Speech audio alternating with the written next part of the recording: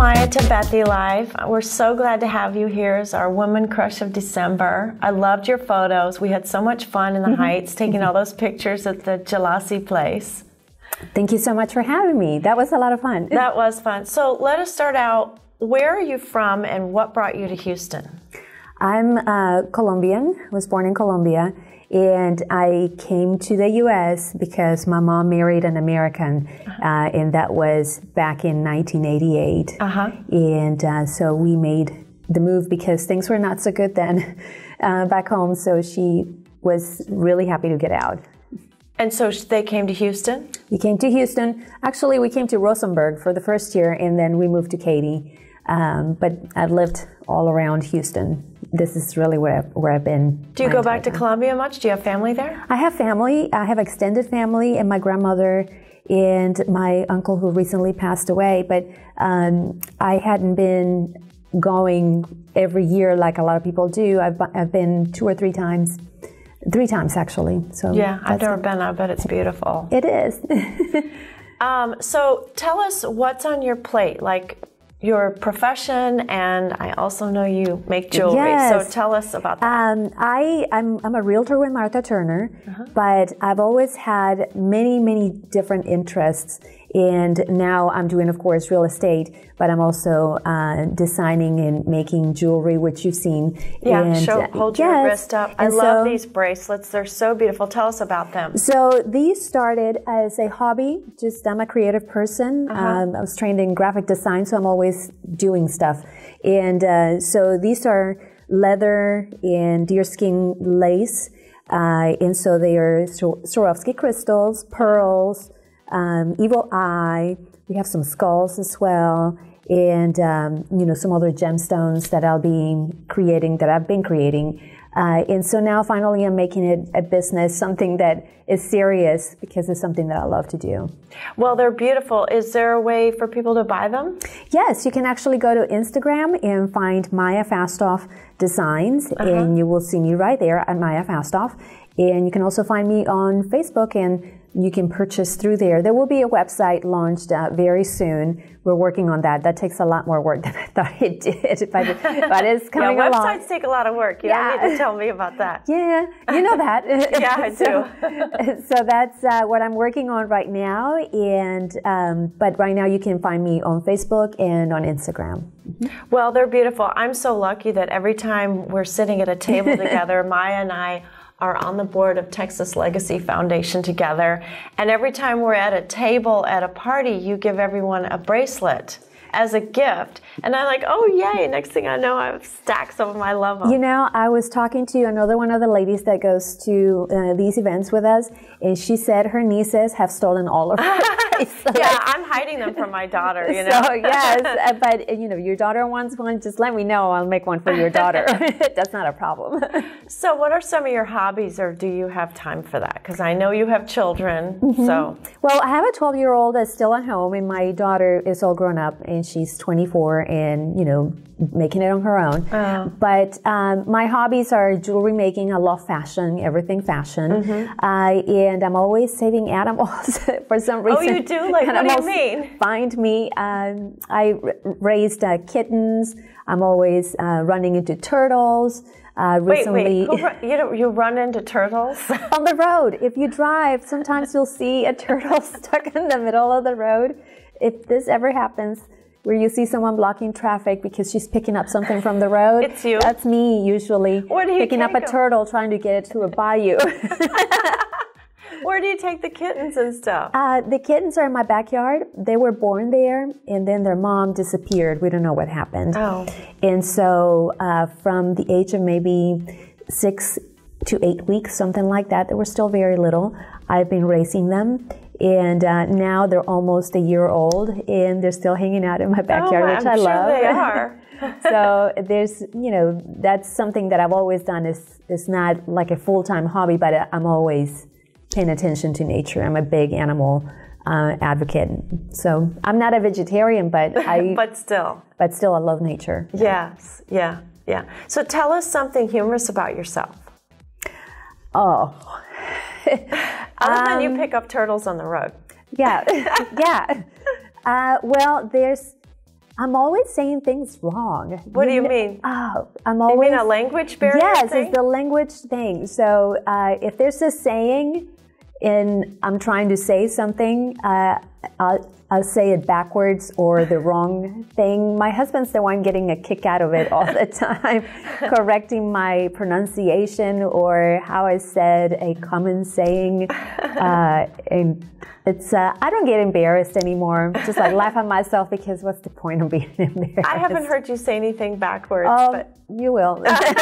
You will soon. So, did you grow up speaking English? No. Yeah. I moved here when I was 17, almost 18. Yeah, so... And I didn't speak English. I could read and write, but when you're being taught by someone with a thick accent back home, and you come here, it's very different. Exactly. So I went through ESL classes, and after a year of that, I was ready. And so it's not like I've grown. I mean, I've been here a long time, but I still get things wrong. Yeah, because I'm just not familiar with everything. And you didn't grow up with it. And I forget. So it's just whatever. It makes for a fun moment. It makes for a fun moment. So tell us who or what is the biggest influence on your personal style? I think that's something that's always evolved and has changed a bit. Early on, my mom was, because she was a very humble secretary, and so she had a limited budget to work with 3 kids to raise. But I always went with her to buy her clothes, which she would buy on credit from a lady who was like a small distributor from a label. And then she would have things made. She's the one that actually, when she was a teenager, would make her own clothes, and she would tell me these stories. And then one summer, she had me take sewing classes to learn a skill. And I really liked it, and I started making some of my own clothes. Oh, really? Yeah, I made my own uniforms for Catholic school. Oh, really? And you so did. That was like the beginning of that. I was always mindful of fashion and what was going on. My first job was at a store, like a teenager's clothing store back home, and then I came here, and by luck, I ended up working at Barbizon. And I went through classes there, and then I became a model with their agency, with First Models and Talent Agency, and then I was bit by the bug. Yeah. I wanted to pursue something in fashion, but it's very limited here, and it was even more limited then. So I went another route, but that was how all of that developed. It was initially my mom, and then things added on. You don't see it right away sometimes, and that was my case. And people know it always. Right. I didn't really Well, you have know. great style. I love your style. Thank you. Kind of classic, and yet you always add some kind of flair. A little spice. I don't like to be too this or too that, and I don't like to show too much. Velvet taco. What's Velvet Taco? I love Velvet Taco. Where's that? Oh, it's on Washington. Really? I live near Washington. Why don't I know about these things? Why don't you know it? Oh my gosh. It's on Washington and Durham or Shepherd. That is like right one near of those where I live. two. Okay, I'm going to look for Velvet Taco. And it's dirt cheap, excellent tacos. And you can eat very well, a very good lunch for $6. Wow. So that's, okay. I love that place. This is why I love these interviews. Yeah. So what philanthropy causes are you involved in? There is, of course, Heart of Fashion, and we're members of the board. And then there's also the Texas Legacy Foundation. Yes. There is another one that's very, very special to me, and that's Love Bought. And Love Bought, as if bought by love, is a charity that this is Mike Rosas, who is the chaplain of the Houston Rockets, started. He is Colombian, and he is building an orphanage in Colombia to help orphans. Because of the conflict that we've had, or one of the main reasons is the conflict that we've had for 52 years. There are over 500,000 orphans that have no place to go. And so the suicide rate is staggering, something like 65-70% of orphans commit suicide by the time they're 18 or 20. Yeah. And so it's not, Colombia doesn't have the safety nets that the U.S. has built in their system, in their society. So here you would have, not only the government gets involved, CPS gets involved, or you can foster children. Suicide hotlines. Yes, suicide hotlines, all of these things. There's nothing like that there. And so he started this because he wanted to, this is when you, knowing what I know and how it is to live and work back home, I see how this happens. And children on the street is very common in any given city.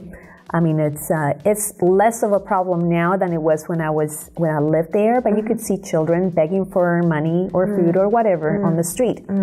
And so they, if in an orphanage there, if they're very few and in terrible conditions. And then if so the government doesn't pay for they that do, there. but it's not, they don't have all the funds and the resources to make it what it could be, what it needs to be. And so oftentimes they're shut down because they don't meet code. And if they are shut down, these children don't go to another orphanage. They just go out on the street again. Unbelievable. And, someone might pick up the smaller children to have in their home to help them out. But if you're 12, 13, and my son being 12, I often think about that. Right. That's unbelievable. So these children have nobody to help them out. And, when I talk about that, it always chokes me up because I know I've seen these children on the street. I know how it is. And so that's one that I'm involved with, and whatever I can help out, or any of their events, or in the board of directors for that, or just help out with opinions, which is, being a member is simply we come up with ideas on how they can do the next event, or where, what different things that you might need opinions on. I'll put a link to that website on our post. Thank you. Yeah, for sure. So there's that. In the women's shelter, any women's shelter, I'm not involved in volunteering with them, but I'm always giving whatever we have. And if anyone is, tells me, I'm going to be giving away furniture or clothes or whatever, I tell them, please take him to the women's shelter, or give him to me and I'll take it to the shelter. My mom was a victim of spousal abuse when I was little, by my father, who was originally from Peru. And he was an extremely violent person. And she had no one to go to. She lived in Peru then. And so hearing these stories and how she was literally alone with a baby, I always think of all the women. Here there are many things that a woman many places where a woman can go and get some help. But still, back then, my mom would call the cops and they would tell her, well, this is a problem between husband and wife. And that was it. So those places are very close to my heart, because I always think, my mom would have had it easier if she had a place to go to. Exactly. And a woman's shelter helps women to, for example, the one in Fort Bend, and I'm assuming all of them do the same. They have a store where they take your donations, your items that you donate, and they give the women paper money. You can go there and buy items. When they help them find an apartment, when they find a job, they help them set up an apartment, and they can fill the apartment with furniture and things they need from the store. Right. So that's where donations from people go. Which is directly helping someone. Literally directly helping immediately. someone. If you wonder where your money goes when you donate, when you give to someone at the stoplight, you don't know where that goes and what they actually do, if it's a real person that needs help or not. But a woman's shelter, you always know where it goes. And it goes to children and women who are fleeing violent situations in horrible environments. Oh, that's unbelievable. Tell us, what's the best piece of advice you've ever been given? I don't know who told me this, but somebody told me a long time ago, and I think this is back home. Somebody told me, what's the worst that can happen? What's the worst that can happen? So what does that give you, courage to do things? Believe it or not, I'm actually shy in many ways. I hate to ask for things. I hate to ask for help. I hate to ask for, I don't know, whatever, an opportunity or anything. And every time I think, what's the worst that can happen? Yeah. They can say no, and that's it. Yeah. So, or, you know, it gives me courage to think, that's the worst that can happen? Okay, well, but I still, every day, I think about it whenever I'm pursuing a business or opportunities, or, hey, would you look at this? Give me a chance. What's the worst that can happen? That's really, really good advice, because so many people let their fear of rejection or failure or anything get in their way of pursuing a decision or something they want to do. Yeah, and you know, when I did modeling and did auditions for commercials and all of these things, that was it was very hard. Yeah. There's a lot of rejection in that industry, so every time I thought, what's the worst that can happen? They just move on and they don't say anything. You take it personally, you know, still, but right. But at least I got through with what's the worst that can happen. and by doing that, you stepped up to the plate and tried to get the auditions. And yeah, it's, you know, it takes a lot to put yourself out there. Yeah. And you know, and you always see, this is something that, you know, your own insecurities, you're scanning for who's here and oh, they're better than I am. Right. Always. Right. But so what? So what? So what? Well, you're the best thing that's happened to Bethy Life this month. So thank you so much, Maya. Thank you. That's a wrap. Thank you.